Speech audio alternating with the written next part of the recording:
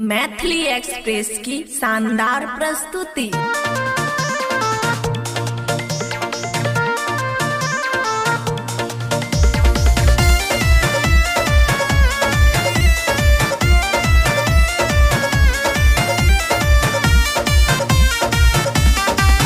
मेरे आगे पीछे ना घूमा करो, सुनो नैनो से नैन मिलाया करो।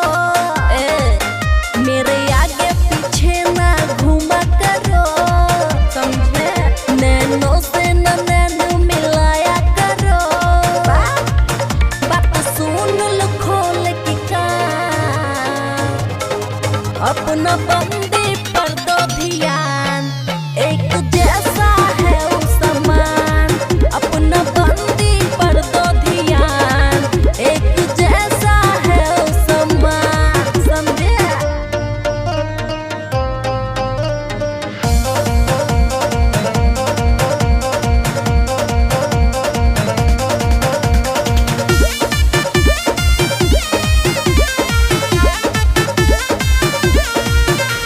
लगते हो तुम तो हम मजनू आवारा, काहे जी करते हो हमको इशारा।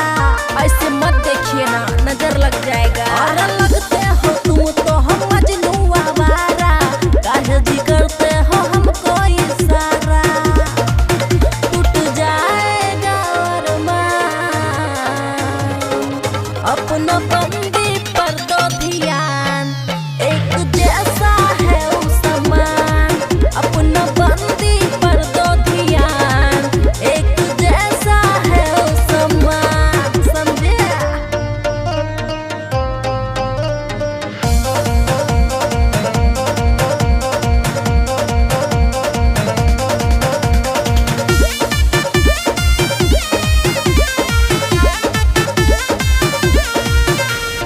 गली में बंद करो आना और जाना, खुशी का सिर्फ है